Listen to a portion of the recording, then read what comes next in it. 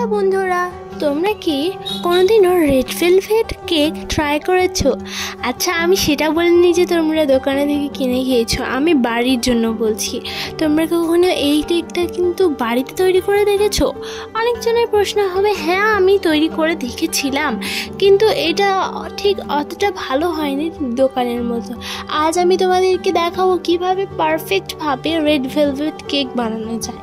আর এই রেসিপিটা কিন্তু খুবই সহজ একটা রেসিপি, তাই শুরু থেকে শেষ পর্যন্ত দেখবে। তো চলো আজকের এই ভিডিওটা শুরু করি। সো প্রথমে দেখো, আমি নিয়ে নিয়েছি একটা বোল, এর মধ্যে আমি দিয়ে দিয়েছি একটা ডিম আর দিয়ে দিয়েছি গ্রাইন্ড করা চিনি। এরপর আমি এটাকে একটা বিটার করে বেশ বিট করে নিচ্ছি ভালোভাবে। দেখো এটা কিন্তু খুব সুন্দরভাবে বিট হয়ে গেছে, দারুণ লাগছে। কিন্তু এরকম যখন বাবলস হয়ে যাবে তখনই কিন্তু এটা রেডি। নিয়ে এরপর আমি একটা স্ট্রেনার নিয়ে নিয়েছি, 1 কাপ পরিমাণ ময়দা দিয়ে দিলাম 2 চামচ কোকো পাউডার, 1 চামচ দিয়ে দিলাম বেকিং পাউডার আর দিয়ে দিলাম বেকিং সোডা 1 চামচ। তারপরে এটাকে ভালোভাবে স্ট্রেনারে করে কিন্তু ছেঁকে নিচ্ছি। এরপরে এটাকে ভালোভাবে আমি এটা মিক্স করে নিচ্ছি। ঘি, তারপর এটাকে ভালোভাবে মিক্স করে নিচ্ছি। দুধ দিয়ে দিলাম, তারপর এটাকে ভালোভাবে মিক্স করে নেব।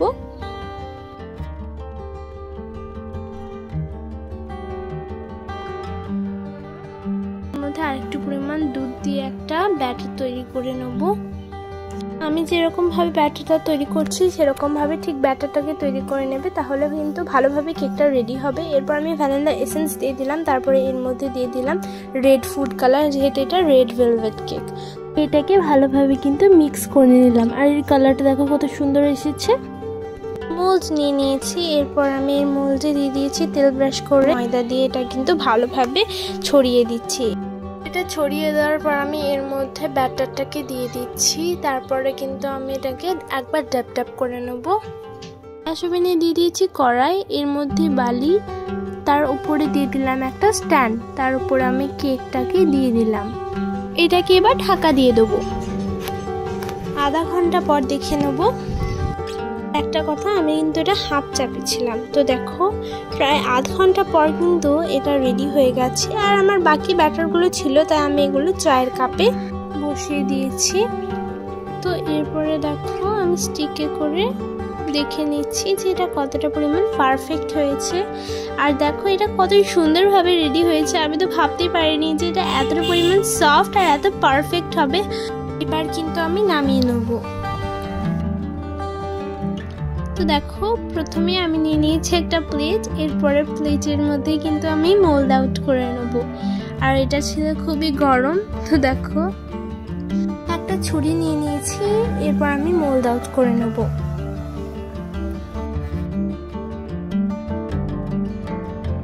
তোমরা কি জানো যে আমার সব কেকগুলোই কিন্তু পারফেক্টভাবে রেডি হয়, কোনো কেকই কিন্তু আমার কোনোদিনও উল্টো পাল্টা হয় না, কারণ আমি সব পরিমাণগুলো ঠিক মতো করে দিই। তোমরাও যদি এই পরিমাণগুলো ঠিক মতো করে দেওয়া শিখে চাও, তাহলে তোমাদের কেকও কিন্তু পারফেক্টভাবে রেডি হবে। আর দেখো এটা কিন্তু রেডিও হয়ে গেছে, আর দেখি মনে হচ্ছে যে এটা কতটা পরিমাণ ফ্লাফি হয়েছে। তো এরপরে দেখো আমি যে কাপগুলোতে এই কেকটা বানিয়েছিলাম সেগুলোকেও কিন্তু মোল্ড আউট করে নেব। তো দেখো আমি এরকমভাবে কিন্তু ছাড়িয়ে নিচ্ছি, আর এরকমভাবে ছাড়িয়ে নিলে কিন্তু খুব সুন্দরভাবে উঠেও যায়। তো দেখো একবার হালকা করে ড্যাপ ড্যাপ করে দিচ্ছি, তারপরে কিন্তু আমার এটা উঠে যাবে। তো এরপরে দেখো এটা কত সুন্দরভাবে উঠে গেছে, আর এটা কতটা পরিমাণ সফট হয়েছে, তাই এটাকে একবার হলেও ট্রাই করে দেখবে।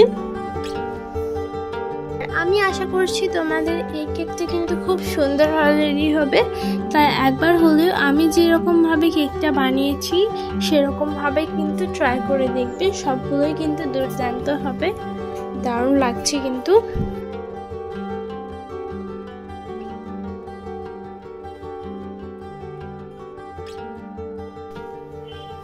তোমাদের জন্য কিন্তু এটা আমি কেটেও দেখিয়ে দিচ্ছি যে এটা কেমন লাগছে। আর দেখো শুধু এটা কতটা পরিমাণ সফট হয়েছে, দেখো দারুণ একেবারে। তো একবার হলেও ট্রাই করে দেখবে। আজকের মতো বিদায় নিচ্ছি, ভালো থাকবে, সুস্থ থাকবে, আর পরের ভিডিওটার জন্য অপেক্ষা করবে। যারা যারা আমার চ্যানেলটাকে এখনো পর্যন্ত সাবস্ক্রাইব করনি তারা অতি অবশ্যই আমার চ্যানেলটাকে সাবস্ক্রাইব করে নাও এরকম নিত্য নতুন ভিডিও সর্বপ্রথম পাওয়ার জন্য। তো আবার দেখা হবে পরের ভিডিওটাতে। তো এখনকার জন্য টাটা, বাই বাই।